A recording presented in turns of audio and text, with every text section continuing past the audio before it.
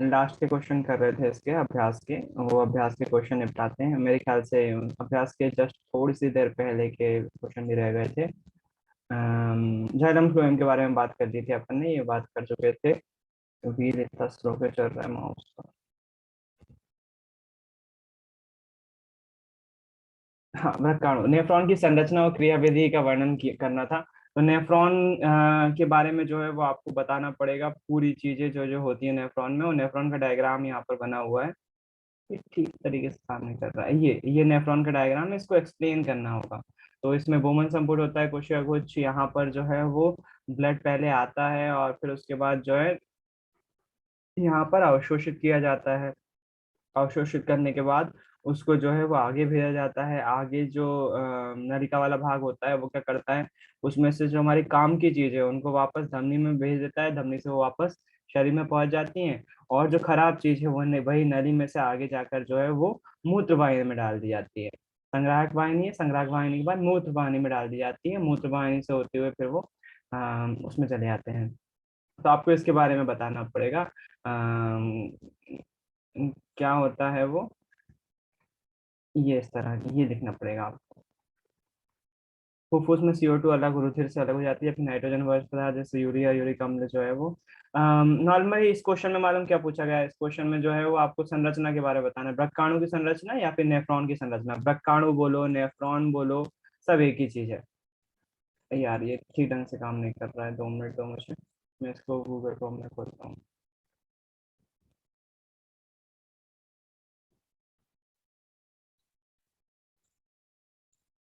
अरे नहीं। हम्म, ठीक है। तो नेफ्रॉन की संरचना के बारे में पूछा हुआ था इस क्वेश्चन में। उसी के बारे में बताना होगा आपको। नेफ्रॉन नेफ्रॉन, अरे अभी भी गड़बड़ हो रहा है।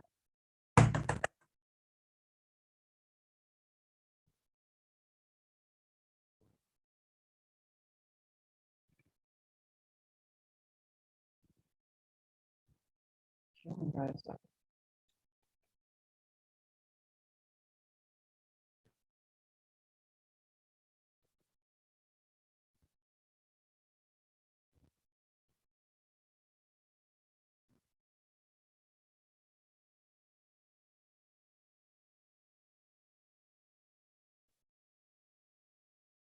नेफ्रॉन की संरचना और कार्यविधि बताना है। तो संरचना में आपको डायग्राम बनाना पड़ेगा। कार्यविधि में क्या बताना पड़ेगा, बोमन संपुट होता है, कोशिका गुच्छ जिसमें रहता है, उसमें खून आता है पहले।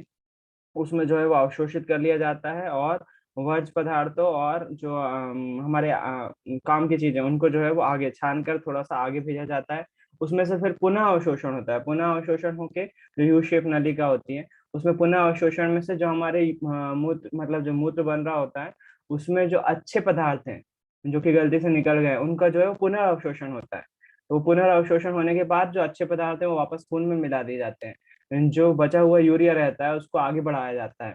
और आगे बढ़ाने के बाद जो है वो दूसरे उसको जो है वो पानी में मिलाकर मूत्र वाहिनी में भेजा जाता है। एक्चुअली पानी ऑलरेडी वहां पर खून अलग कर दिया वहां से, तो पानी बच रहा होता है। जाहिर सी बात है, वो पानी में यूरिया जो है वो मिलाकर आगे भेज दिया जाता है।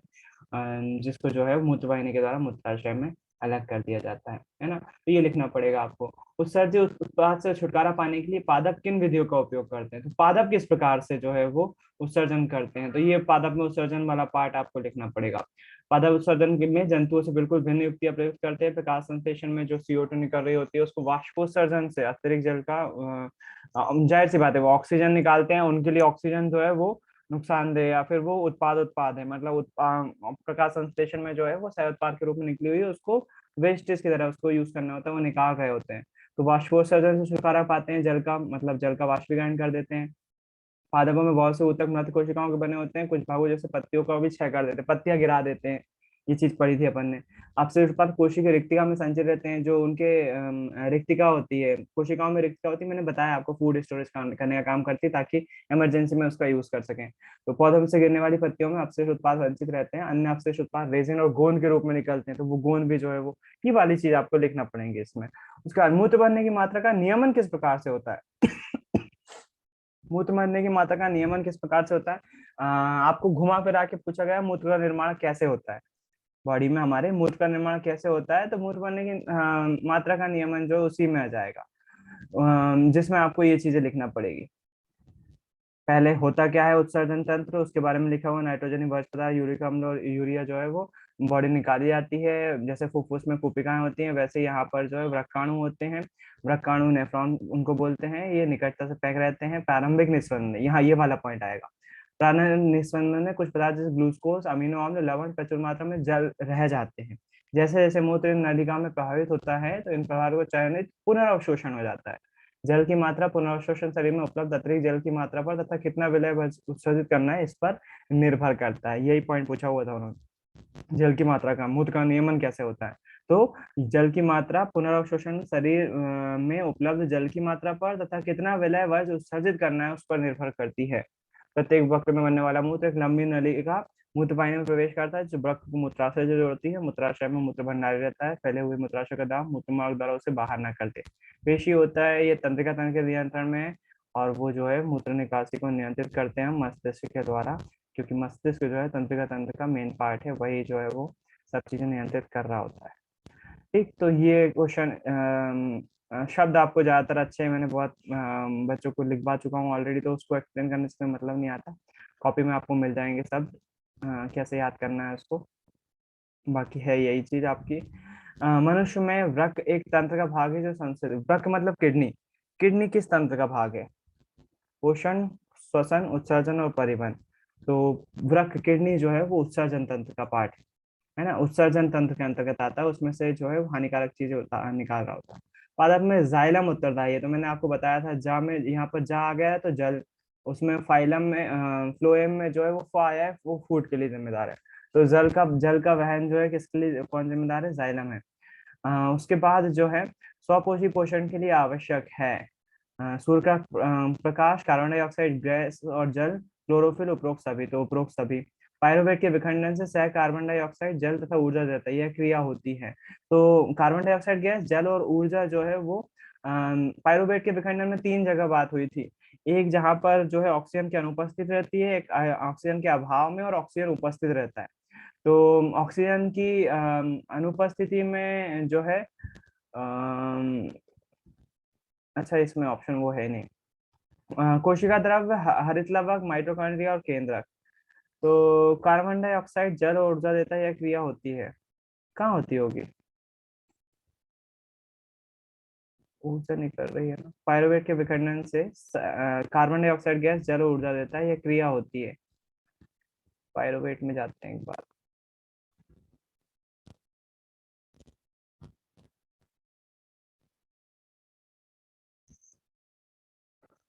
माउस व्हील काम नहीं कर रहा है मेरा, एक चीज सुधरवा, दूसरी चीज बिगड़ रही है। इसमें निकल रहा है क्या? ये कार्बन डाइऑक्साइड गैस, जल और ऊर्जा कहाँ होता है? ये माइटोकॉन्ड्रिया में। तो ये डायग्राम में आपका आंसर लिखा होता है, ईस्ट में लिखा होता तो एथेनॉल और कार्बन डाइऑक्साइड गैस और ऊर्जा रहती।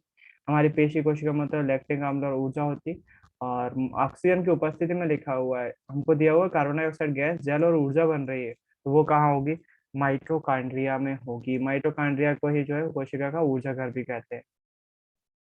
तो वो बार बार रिपीट कर रहा हूँ क्योंकि बहुत कॉमन सी चीज है, और उसको अगर नहीं लिखते हो तो मामला गड़बड़ है। हमारे शरीर में वसा का पाचन कैसे होता है, ये प्रक्रम कहाँ होता है? वसा का पाचन, फैट कहाँ पर हमारा अवशोषित किया जाता है बॉडी में, किसी को पता है क्या? हाँ भैया मुझे पता है। आंशिका को पता है, बढ़िया। और कोई? वसा का पाचन कहाँ होता है, फैट कहाँ अवशोषित किया जाता है बॉडी के किस पार्ट में अवशोषित किया जाता है? आंशिका बोलो। क्षुद्रांत में भैया। हाँ, क्षुधांत्र या फिर छोटी आंत। छोटी आंत में जो है वो फैट का पाचन हो रहा होता है, फैट जो है अवशोषित किया जा रहा होता है। और फैट को हम जो है वो वसी अम्ल में जो है कन्वर्ट करके एब्जॉर्ब कर रहे होते हैं, वसी फैटी एसिड में कन्वर्ट करके जो है एब्जॉर्ब कर रहे होते हैं। और कहाँ होता है? छोटी आंत में होता है। पाचन कैसे होता है? एंजाइम जिम्मेदार है, एंजाइम जो है वो वसा को कन्वर्ट कर रहे होते हैं वसी अम्ल में। और वो कहाँ हो रहा होता है, छोटी आंत में हो रहा होता है। भोजन के पाचन के लिए लार की क्या भूमिका है? लार में जो है एक एंजाइम पाया जाता है, उसका नाम आपने बीच में चैप्टर में पढ़ा था। अ, और वो क्या करता है, लार क्या करती है, भोजन को लसलसा बनाती है, मुलायम बनाती है, लसलसा बनाती है, मतलब पानी युक्त बनाती है भोजन को। ऊपर से वो कन्वर्ट कर रही होती है स्टार्च को अल्कोहल में। वहां मंड को, मंड भी बोल सकते हो स्टार्च को आप, मंड को अल्कोहल में कन्वर्ट करने का काम कर रही होती है। और लार में जो है वो एक एंजाइम पाया जाता है जिसको हम बोलते हैं जठर लाइपेज। नाम में कुछ जहाँ तक है, थोड़ा सा मैं कंफ्यूज हो रहा हूँ आज, थोड़ा सा टाइम कम मिला है मुझे और माइंड भी बिल्कुल ऐसा हो रहा है। तो यहाँ पर ये आया हुआ था लाला रस में, लार एमिलेस, है ना। लार में जो है वो लार एमिलेस एंजाइम पाया जाता है। तो इसमें आप ये भी लिख सकते हैं, खाना खाते तो हमारे मुंह में पानी आ जाता है, वास्तव में केवल जल नहीं है, लाला ग्रंथि से निकलने वाला लाला रस है जिसको लार कहते हैं। जिस भोजन को हम खाते हैं उसका दूसरा पहलू जटिल संरचना है, अवशोषण आहार नाल द्वारा करना। इससे छोटे छोटे, ये वाला पॉइंट अगर छोड़ना हो तो छोड़ भी सकते हो। हमारी आहार नाल जो है वो कठिन जटिल पदार्थों को सरल कार्बनिक पदार्थों में तोड़ती है पहले। ये काम जो एंजाइम करते हैं। लार में कौन सा एंजाइम होता है, लार एमिलेस एंजाइम पाया जाता है। और ये क्या करता है, मंड, यह मंड जटिल अणु को, मंड मतलब स्टार्च, स्टार्च के कॉम्प्लेक्स एटम मॉलिक्यूल को, स्टार्च के कॉम्प्लेक्स मॉलिक्यूल को जो बहुत ज्यादा जटिल है, स्टार्च का मॉड्यूल, उसको कन्वर्ट करता है ग्लूकोज में या फिर शर्करा, शर्करा में, शक्कर में। तो हमारे मुंह में लार क्यों आती है, लार का काम क्या है, वो स्टार्च को कन्वर्ट करता है शर्करा में। मैंने शायद गलती से अल्कोहल में बोल दिया था, नहीं अल्कोहल में नहीं होता है, शक्कर में कन्वर्ट करता है वो। स्टार्च को जो है वो शक्कर में कन्वर्ट कर रहा होता है। तो यही चीज थी जो कि आपको पता होनी चाहिए।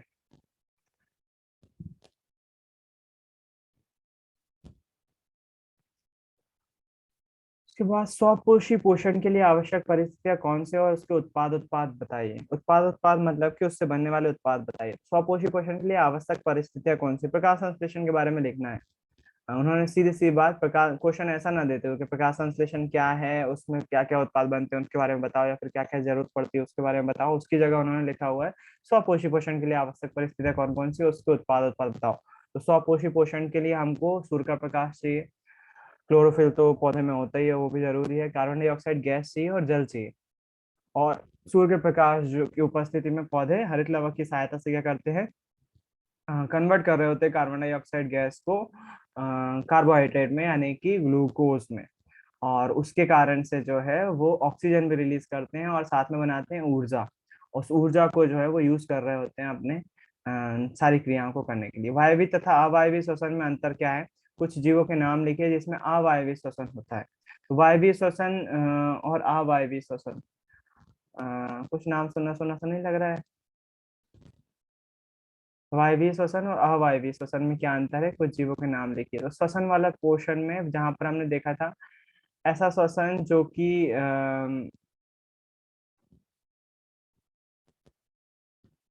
आज पढ़ाने में मन क्यों नहीं लग रहा है, ऊपर से चीजें बिल्कुल, मैं ऐसा लग रहा है मैंने कुछ पढ़ा ही नहीं हुआ है,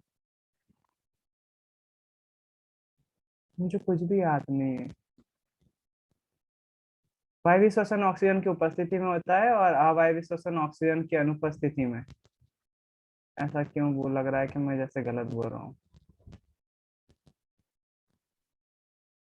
गलत पढ़ने की जगह।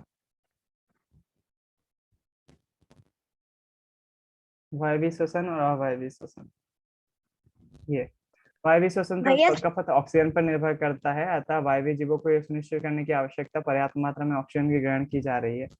कुछ देख चुके हैं कि पौधों में गैस का आदान प्रदान रंध्र के द्वारा होता है, अंतःकोशीय अवकाश सुनिश्चित करते हैं, सभी कोशिकाएं वायु के संपर्क में, यहाँ कार्बन डाइऑक्साइड गैस का विसरण द्वारा होता है। हम्म, वायवीय श्वसन और वायवीय श्वसन, हाँ कोई कुछ बोल रहा था। भैया मैं ये बोल रही थी सही है, क्योंकि वायव्य श्वसन में हाँ मतलब जी अपन मनुष्य आते हैं, और अवायव्य श्वसन में शैवाल वगैरह। कवक शैवाल वगैरह आती है। लेकिन ऑक्सीजन की अनुपस्थिति में तो फिर वो बोल ही नहीं सकते ना, जैसे मैंने पढ़ाने के दौरान भी बोला था आपसे। ऑक्सीजन अब अनुपस्थित है तो फिर ऑक्सीजन अंदर जा कैसे रही होगी? तो अवायवीय श्वसन को ऑक्सीजन, कम ऑक्सीजन की उपस्थिति में बोल सकते हैं, लेकिन अनुपस्थिति नहीं बोल सकते हैं। इसलिए मैं थोड़ा सा आपको जो है इस पर लाना चाह रहा हूँ।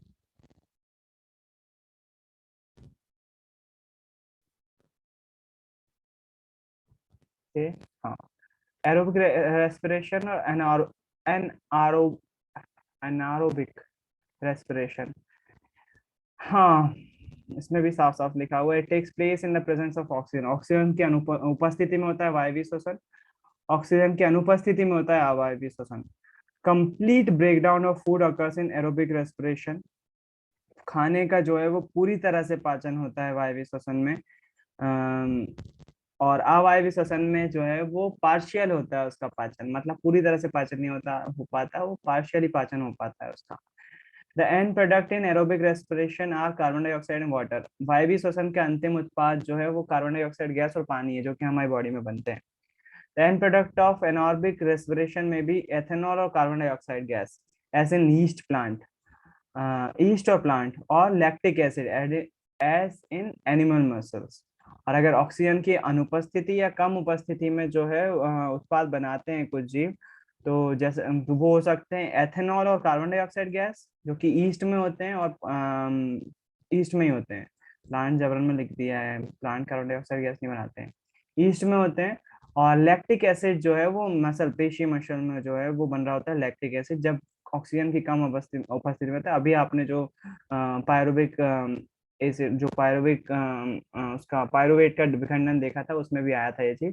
पेशीय कोशिकाओं में जो है लैक्टिक अम्ल पाया जाता है हमारा, तो वहां पर जो है, वहां पर भी जो है अवायवीय श्वसन हो रहा होता है। Aerobic respiration produce a considerable amount of energy. जो वायवीय श्वसन होता है उसमें उत्पन्न होने वाली ऊर्जा की मात्रा ज्यादा होती है। Much less energy produce in aerobic respiration. अवायवीय श्वसन में उत्पन्न हुई ऊर्जा की मात्रा कम होती है। तो ये बेसिक बेसिक आंसर है जो कि आपको मालूम होना चाहिए। जो ऑक्सीजन की अनुपस्थिति में होता है वो अवायवीय श्वसन, जो उपस्थिति में होता है उसको वायवीय श्वसन बोलते हैं।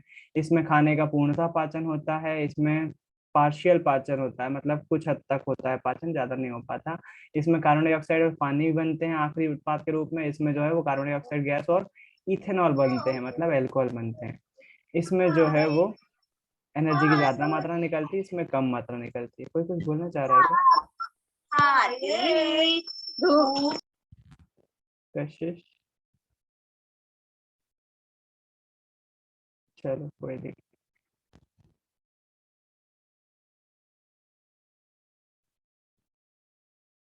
तो ये अंतर था। गैसों में अधिकतम विनिमय के लिए कूपिकाएं किस प्रकार अभिकल्पित की गई हैं? तो कूपिकाएं कैसी बनी हुई है? पहली बात तो कूपिकाएं आपने सभी ने पेपर में देखी, बहुत छोटी होती हैं और बहुत सारी होती हैं, और वो लेयर बाय लेयर बनी हुई रहती हैं। अगर उन लेयर को खोलेंगे तो 80 वर्ग मीटर का एरिया जो है वो कवर हो जाएगा। उसके कारण से क्या होता है, वो बहुत छोटी और बहुत सारी जो है वो, उनका पृष्ठीय क्षेत्रफल बढ़ जाता है। अगर कोशिकाओं की बात करें हम, बहुत छोटी होती है और बहुत सारी होती है। बहुत सारी होने के कारण से क्या हो जाता है, पृष्ठीय क्षेत्रफल ज्यादा हो जाता है। और जब पृष्ठीय क्षेत्रफल ज्यादा हो जाता है तो ज्यादा से ज्यादा मात्रा में ऑक्सीजन ले पाती है, क्योंकि मनुष्य सरीखे जीवों को ऑक्सीजन की ज्यादा मात्रा की आवश्यकता होती है। इसलिए कूपिकाएं जो है इस प्रकार से बनी हुई रहती हैं कि वो ज्यादा से ज्यादा पृष्ठीय क्षेत्रफल दे पाए श्वसन के लिए। और जब ज्यादा से ज्यादा पृष्ठीय क्षेत्रफल दे पाए, अच्छा, ये पृष्ठीय क्षेत्रफल होता क्या है? पृष्ठीय क्षेत्रफल मतलब कि किसी भी सतह का क्षेत्रफल। जैसे मान लीजिए मेरे पास अगर ये बुक रखी हुई है, तो बुक में जो है ये जो पूरा एरिया है, ये इसका पृष्ठीय क्षेत्रफल होगा। अगर मैं इसको बुक को ऐसा मोड़ देता हूँ तो मेरे पास सामने जो पृष्ठीय क्षेत्रफल आएगा वो कम हो जाएगा, है ना। अगर ये ऐसा फैला हुआ है तो पृष्ठीय क्षेत्रफल ज्यादा है। उसी प्रकार से कूपिकाएं क्या होती हैं, अच्छा देखना। मैं अगर नमक की बात करूं, मैं हमेशा पृष्ठीय क्षेत्रफल दिखाने के लिए नमक का रिएक्शन, नमक का जो उदाहरण लेता हूँ। नमक का आपने अगर रॉ फॉर्म में देखोगे तो एक डिले जैसा दिखता है, ठोस आहार जैसा, मतलब ठोस पत्थर जैसा दिखाई देता है। अगर रॉ नमक देखा हो कभी, काला नमक, या फिर सफेद पिंक पिंक सॉल्ट भी आता है, सफेद नमक भी बोल सकते हो उसमें, तो डिले जैसा रहता है। जब डिल्ला रहेगा तो नमक का जो बाहरी सरफेस है, केवल नमक का बाहरी सरफेस ही वायु के संपर्क में रहेगा। उसके अंदर कितना सारा मास भरा हुआ है, वो सब जो है वो उसके संपर्क में नहीं रहेंगे। है ना। मतलब एक अगर सीधी सी बात बोलूं तो मैं बोलूं, अगर नमक को मैं उस दौरान जो पत्थर के रूप में है उसको पानी में रखूं तो नमक का बहुत कम एरिया ही पानी के संपर्क में आ रहा होगा, क्योंकि ऊपरी भाग होगा, अंदर का नमक तो अंदर पहुंच ही नहीं पा रहा है पानी, क्योंकि नमक जो है वो सॉलिड है, ऊपर से बहुत ज्यादा अंदर पहुंच ही नहीं पा रहा है नमक। उसको पीस कर जो है वो नमक बनाया जाता है। अच्छा, अगर हम पीस लेंगे उसके, तो वही जो डिल्ला था पूरा, वो अब छोटे छोटे छोटे छोटे टुकड़ों में आ गया। अब क्या होगा, उसके अंदर के जो नमक के टुकड़े थे, अगर अब पानी डालता हूँ तो अब जो है वो ज्यादा से ज्यादा नमक गीला हो जाएगा। क्यों? क्योंकि पृष्ठीय क्षेत्रफल बढ़ गया है। पहले जो है नमक का ढिल्ला था जब, तो पृष्ठीय क्षेत्रफल केवल ऊपरी ऊपरी सरफेस का था। अंदर जो नमक भरा हुआ है, इसके अंदर जो नमक भरा हुआ है वो संपर्क में नहीं आ रहा था पानी या केमिकल के। यदि मैंने इसको चूर चूर कर दिया, बारीक कर दिया, तो पूरा नमक फैल गया है। अब जब नमक फैल गया है तो उसका पृष्ठीय क्षेत्रफल बढ़ जाएगा और उसका बहुत ज्यादा एरिया जो है वो पानी के संपर्क में आ रहा होगा। कूपिकाएं भी इसी प्रकार से होती हैं, बहुत छोटी छोटी कूपिकाएं होती हैं, और वो परत दर परत जो है वो एक के ऊपर एक लेयर जैसी फॉर्म बनी रहती है, जैसा कि आपने ऑब्जेक्ट उसमें भी देखा, ऑब्जेक्टिव में भी आ सकता है। अगर उन लेयर को खोलें तो 80 वर्ग मीटर का एरिया कवर होता है, क्योंकि काफी बड़ा है। और उतना बड़ा एरिया इसलिए होता है ताकि मनुष्य जैसे शरीर के जीवों में, मनुष्य जैसे जीवों में वो जो है क्या बोलते हैं, ऑक्सीजन की पूर्ति कर पाए, क्योंकि ऑक्सीजन की मात्रा मनुष्य को ज्यादा चाहिए पड़ती है। इसलिए जो है कूपिकाएं बहुत छोटी छोटी होती हैं और परत दर परत जमी हुई होती हैं, है ना, गैसों के अधिकतम विनिमय के लिए। हमारे शरीर में हीमोग्लोबिन की कमी के क्या परिणाम हो सकते हैं? अगर खून में हीमोग्लोबिन कम जाएगा तो एक खून की कमी के कारण से एक रोग होता है एनीमिया। एनीमिया रोग हो सकता है हमको अगर हीमोग्लोबिन की कमी हो जाएगी, वीकनेस आ जाएगी हमें, और ऑक्सीजन की कमी हो रही होगी। अगर हीमोग्लोबिन की मात्रा कम हो रही होगी तो बॉडी में ऑक्सीजन का लेवल घटेगा, और ऑक्सीजन का लेवल घटेगा तो हम जो है हमारे पूरी एनर्जी के साथ काम नहीं कर पाएंगे, हमको वीकनेस रहने लगेगी, है ना। अगर बॉडी में खून की मात्रा कम हो रही है, मतलब खून की मात्रा नहीं बोला है इन्होंने, हीमोग्लोबिन बोला हुआ, खून की मात्रा से खून की कमी से होने वाले रोग को बोलते हैं एनीमिया रोग, तो वो अलग चीज है। यहाँ हीमोग्लोबिन की कमी बोल रहे हैं, हीमोग्लोबिन की कमी हो जाएगी तो ऑक्सीजन की कमी होगी, और ऑक्सीजन की कमी होगी तो बॉडी में ऑक्सीजन का शॉर्टेज हो जाएगा, शॉर्टेज हो जाएगा तो हम एनर्जी कम बना रहे होंगे, और एनर्जी कम बना रहे होंगे तो हम जो है वो थकान महसूस होगी हमको, है ना, हीमोग्लोबिन के कारण से। एक बार इसका आंसर भी देखते हैं, हीमोग्लोबिन के कारण से क्या हो सकता है। Due to deficiency of hemoglobin in blood, its oxygen carrying capacity decreases. As a result, production of energy by oxidation becomes slower. Therefore, one would fall sick and would feel fatigue most of the time. Fatigue जो है एक तरह से थकावट को बोलते हैं, है ना। फटीग मतलब थकावट। जब भी आप, अच्छा इस शब्द का यूज करना सीखो फटीग का। जब भी आप थके हुए या महसूस कर रहे हो, कुछ करने की इच्छा नहीं हो रही है, बुखार में नॉर्मली ऐसा होता है, तो उसको फटीग बोलते हैं। अब बुखार नहीं आ रहा है, थके है तो लग रहे हो आप, तो उसको फटीग बोलेंगे, है ना। तो इसको याद रखना। तो क्या होगा, इंग्लिश में भी वही लिखा हुआ है इन्होंने आंसर में, हीमोग्लोबिन की कमी से आपकी बॉडी में ऑक्सीजन का लेवल कम हो जाएगा, जिसके कारण से आपकी बॉडी कम एनर्जी बना रही होगी, और उसके कारण से आप जो है वो बीमार पड़ सकते हैं, fall sick and would feel fatigue most of the time, और बहुत ज्यादा समय तक आप थकावट महसूस करेंगे। मनुष्य में दोहरा परिसंचरण तंत्र की व्याख्या कीजिए, ये क्यों आवश्यक है? मनुष्य में दोहरा परिसंचरण तंत्र जो है वो आपको यहाँ पर एक डायग्राम आया था, जिसमें जो है वो दोहरा परिसंचरण तंत्र दिखाया गया था, और उसमें दिखाया गया था कि कैसे धमनी और शिराएं जो है वो शुद्ध और अशुद्ध रक्त को जो है वो अलग अलग रखते हैं, और वो जरूरी भी है। क्यों जरूरी? ये वाला, ये डायग्राम जो है दोहरा परिसंचरण तंत्र में बनाया जाता है, और इसमें अलग अलग क्यों रखा जाता है? क्योंकि अगर ये मिक्स हो जाएंगे, शुद्ध और अशुद्ध रक्त मिक्स हो जाएंगे, तो कोशिकाओं को ऑक्सीजन वाला रक्त यूज करने में कॉम्प्लेक्सिटी पैदा हो जाएगी, जटिलता बन जाएगा, जटिल हो जाएगा प्रक्रम, और कोशिकाओं को जो है वो टाइम लगेगा इसको अलग करने में। इसके कारण से वो ज्यादा फूड भी नहीं बना पाएंगी, और उनकी क्रियाविधि जो कार्य करने की क्षमता होगी वो प्रभावित होगी। कार्य करने की क्षमता प्रभावित होगी तो वो उस प्रकार का रिजल्ट नहीं कर पाएंगी जैसा उनको करना चाहिए, वो उस प्रकार का काम नहीं कर पाएंगे जैसा उनको करना चाहिए, ज्यादा काम नहीं कर पाएंगे, है ना। इसलिए जो है, और सबसे अगर बुक में देखो, आप बुक की देखो, तो हम जैसे पक्षी और स्तनधारी जैसे जंतुओं में उच्च ऊर्जा की आवश्यकता होती है, और उस उच्च ऊर्जा को बनाए रखने के लिए जो है वो हमारे बॉडी में दोनों ब्लड को, शुद्ध और अशुद्ध रक्त को अलग करना बहुत ज्यादा जरूरी है। इसलिए मनुष्य में दोहरा परिसंचरण तंत्र पाया जाता है, और अगर ये नहीं होगा तो हमारा सिस्टम जो है वो जटिल हो जाएगा। In our heart, blood enters twice and also pumped out twice from the heart. हमारे हृदय में खून 2 बार एंटर करता है और 2 ही बार पंप भी किया जाता है। The deoxygenate blood from the body is brought to the right atrium. बता रहे हैं कि हृदय के कौन से जो आवर्त याद आ रहा है मेरे को, हृदय में क्या होता है आ से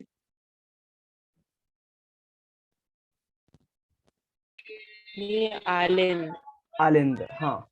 तो वही बता रहे हैं कि जो अशुद्ध रक्त होता है वो कौन से आलिंद से आता है, कौन से निलय से निकलता है, उसी के बारे में जो है उन्होंने लिख दिया हुआ है। कोई भी इसमें नई चीज नहीं लिखी हुई, केवल आंसर बढ़ाया हुआ है। From the left atrium is sent to left ventricle, from where oxygenated blood is pumped into different part of body through the arteries. In this way the blood flows through the heart twice. That's why double circulation. तो बताया हुआ कौन से आलिंद से आता है कौन सा रक्त, और कौन से नीला से होकर जाता है, आप लोगों को भी पता है। दाएं आलिंद से, दाएं आलिंद में शुद्ध रक्त आता है क्या, शुद्ध रक्त? ये शुद्ध। दाएं आलिंद में शुद्ध रक्त आता है और दाएं निलय से जाता है वो। बाएं आलिंद में अशुद्ध रक्त आता है, बिल्कुल सही ऋषि। तो बाएं आलिंद में अशुद्ध रक्त, वही उसी चीज को एक्सप्लेन किया हुआ है इन्होंने। जो अशुद्ध रक्त होता है वो बाएं आलिंद में आता है और निलय में से निकाला जाता है, और right ventricle from the right. अरे यार ठीक है ना, वो समझ रहे हो, तो मैं उसको ज्यादा नहीं डीप में समझाना चाह रहा हूँ, और मैं एक्सप्लेन नहीं कर पा रहा हूँ उसको, पता नहीं क्यों। तो इस पूरे सर्कुलेशन सिस्टम में जब आलिंद से निकलता है निलय, आलिंद में आता है निलय से निकलता है, आलिंद में आता है निलय से निकलता है, 2 बार आ रहा होता है रक्त में से, इसलिए इसको हम जो है वो दोहरा परिसंचरण तंत्र बोलते हैं। और इसकी जरूरत क्या है? The right side and the left side of human heart are useful to keep deoxygenated oxygenated blood from mixing. जो ब्लड के, जो हमारा हार्ट होता है वो उसका दायां और बायां भाग जो है शुद्ध और अशुद्ध रक्त को अलग अलग कर रहे होते हैं, जिसके कारण से खून मिक्स नहीं हो पाता है। This type of separation of oxygenated and deoxygenated blood ensure a highly efficient supply of oxygen। वही बात बोल रहे हैं कि ऑक्सीजन की मात्रा, अधिक मात्रा को जो है इस प्रकार का सेपरेशन ही पूर्ति कर पाता है।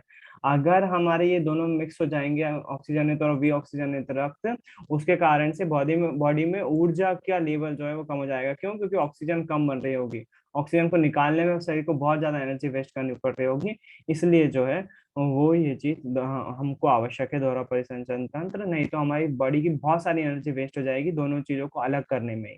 जाइलम तथा फ्लोएम में पदार्थों के वहन में क्या अंतर है? अंतर है, अंतर बोला हुआ है। एक अंतर तो आपको पता है, जाइलम और फ्लोएम में से एक में वॉल्व पाए जाते हैं। किसी को पता है क्या वॉल्व किस में पाए जाते हैं? बोलो मत, केवल हाँ या ना में बोल दो। जाइलम और फ्लोएम में से वॉल्व किस में पाए जाते हैं? वो पानी को वापस नीचे नहीं आने देते। हाँ भैया पता है। हाँ ऋषि बोलो, काय में पाए जाते हैं? भैया जाइलम में। जाइलम में पाए जाते हैं, क्योंकि जाइलम में पानी नीचे से ऊपर की तरफ जा रहा होता है, वापस नीचे ना जा पाए, इसलिए उसमें वॉल्व पाए जाते हैं ताकि पानी नीचे ना जाए वापस। और फ्लोएम में खाना जो है वो ऊपर नीचे दोनों दिशा में जा रहा होता है, अधोमुखी और ऊपरी मुखी दोनों ही दिशा में जा रहा होता है, इसके कारण से अलग अलग। अच्छा, जाइलम और फ्लोएम में यहाँ पर अंतर दिए हुए हैं। Xylem conduct water and dissolve minerals from root to leave and other plants. तो जाइलम होता है वो पानी और मिनरल्स का जड़ों से पत्तियों की तरफ जो है वो स्थानांतरण करता है, परिवहन करता है। Phloem conducts prepared food material from leaves to other plant of in dissolve form. और जो फ्लोएम होता है वो पत्तियों में बने हुए खाने को जो है वो प्लांट के अलग अलग हिस्सों तक ले जा रहा होता है। In xylem the transport of material takes from through vessels and tracheids with that issues. जो जाइलम होता है उसमें जो मटेरियल का ट्रांसपोर्टेशन होता है, परिवहन होता है, जो खाद्य पदार्थ मतलब पानी का, वो जो है वो मृत कोशिकाओं से हो रहा होता है। और फ्लोएम में जो है वो जो ट्रांसपोर्टेशन हो रहा होता है खाने का, वो जीवित कोशिकाओं से हो रहा होता है। In xylem upward movement of dissolved minerals mainly achieved by transmission pull is due to suction creation or evaporation of water molecules of the cells of the leaf। और जो पानी, जो जाइलम होता है उसमें पानी चूषण किया जा रहा होता है ऊपर की तरफ, जो कि वाष्पोत्सर्जन के कारण से हो पाता है। वाष्पोत्सर्जन होता है पत्ती में, जिसमें उधर पानी की कमी हो जाती है, और वो पानी की कमी की पूर्ति नीचे से ऊपर की तरफ होती है, जिससे पानी नीचे से ऊपर की तरफ ट्रेवल करता है। और जो translocation material is transfer into phloem. Phloem में क्या होता है, ये जो है वो खाने का जो है एक एक जगह से दूसरे जगह पर फ्लोएम ऊतक द्वारा संवहन किया जाता है। भेजा जाता है, जिससे एनर्जी बनती है, जो कि काय के फॉर्म में स्टोर की जाती है, एटीपी के फॉर्म में। This increases the osmotic pressures that move the material in phloem to tissues which have less pressure. इसके कारण से एटीपी जो एटीपी के कारण से ऊर्जा स्टोर हो जाती है, और उससे एक प्रेशर जनरेट होता है, और उस प्रेशर के कारण से ही ज्यादा प्रेशर से कम प्रेशर की तरफ खाना जो है वो ट्रांसपोर्ट हो रहा होता है, इधर से उधर जा रहा होता है। तो फुफ्फुस में कूपिकाओं की तथा वृक्क में वृक्काणु की रचना और कार्यविधि की तुलना कीजिए। बोल रहे हैं कि आप जो है वो कूपिकाएं और नेफ्रॉन की दोनों के काम समझाइए। दोनों के काम बहुत अलग अलग है ना। तो दोनों में फिर से एक अंतर आया हुआ है। Alveoli are functional unit of lungs, मतलब कि जो हमारी कूपिकाएं होती हैं वो फुफ्फुस की कार्यात्मक इकाई है, फुफ्फुस की कार्यात्मक इकाई, जबकि नेफ्रॉन किसकी कार्यात्मक इकाई है? किडनी की कार्यात्मक इकाई। किडनी को हिंदी में क्या बोलते हैं? वृक्क की कार्यात्मक इकाई है। A mature lungs has about 30 crore alveoli, और जो सामान्य फुफ्फुस होता है या फेफड़ा होता है उसमें 30 करोड़ कूपिकाएं पा सकता है, एवरेज औसत लगभग 30 करोड़ कूपिकाएं पाई जाती हैं। और किडनी में, एक किडनी में जो है वो 10 लाख नेफ्रॉन्स पाए जा सकते हैं। Alveoli provides a wide surface to gaseous exchange. जो कूपिकाएं होती हैं वो गैसों के विसरण के लिए सतह उपलब्ध करवाती हैं। The surface area of nephron is not much more. जो नेफ्रॉन का सरफेस एरिया होता है वो इतना ज्यादा नहीं होता है, कूपिकाओं का सरफेस एरिया ज्यादा होता है, नेफ्रॉन का सरफेस एरिया इतना ज्यादा नहीं होता है। The exchange of O2 and CO2 takes place through the network of capillaries in alveoli. जो कूपिकाएं होती हैं उसमें से कार्बन डाइऑक्साइड गैस और ऑक्सीजन का आदान प्रदान होता है। The Bowman's capsule in nephron regulates the concentration of water and salt। तो नेफ्रॉन में बोमेन्स कैप्सूल होता है, बोमन संपुट होता है। जो नेफ्रॉन में बोमन संपुट होता है वो पानी और लवण का हमारी बॉडी में सांद्रता तय करता है, गाढ़ापन तय करता है। कौन? बोमन संपुट जो है वो पानी में एक तरह से पानी का और लवण की मात्रा निर्धारित कर रहा होता है। नेफ्रॉन, आप बड़ी भाषा में मोटे शब्दों में ये बोल सकते हो कि नेफ्रॉन जो है वो बॉडी में पानी का और लवण का मात्रा का निर्धारण कर रहा होता है। तो ये जो है दोनों में अंतर है। बेसिक अंतर तो बहुत ज्यादा है, जाहिर सी बात है। एक अलग फेफड़े का काम अलग है, उसका नेफ्रॉन किडनी का काम अलग है, लेकिन फिर भी उन्होंने कंपेयर बताया हुआ है जो कि आपको याद करना होगा। कॉपी में बहुत अच्छे से लिखा हुआ है, आप उसको जो समझा है अभी उसको पढ़ेंगे तो याद भी हो जाएगा आसानी से। इसमें कोई भी कठिन वाली बात नहीं है। अगर चीज को समझा है, आपने देखा है, तो उसमें कोई परेशानी नहीं होगी। इसी के साथ साथ जो है वो चैप्टर 6 खत्म हो जाता है। अगर इसमें आपको कुछ भी डाउट आ रहे हैं या फिर आप पढ़ते हो क्वेश्चन के आंसर तब आपको कुछ डाउट होते हैं तो प्लीज शेयर कीजिएगा, उसको अपन दूर कर देंगे, है ना। तो इसी के साथ साथ चैप्टर खत्म होता है। अपन कल जो है इसको कंटिन्यू, नया चैप्टर जो है 7 चैप्टर, जिसमें से बहुत मेजर पोर्शन हटा दिया गया है, तो उसमें अपन केवल जीके की बात कर रहे होंगे। कल से अपन वो शुरू करेंगे। किसी को कुछ पूछना हो तो पूछ सकता है आज।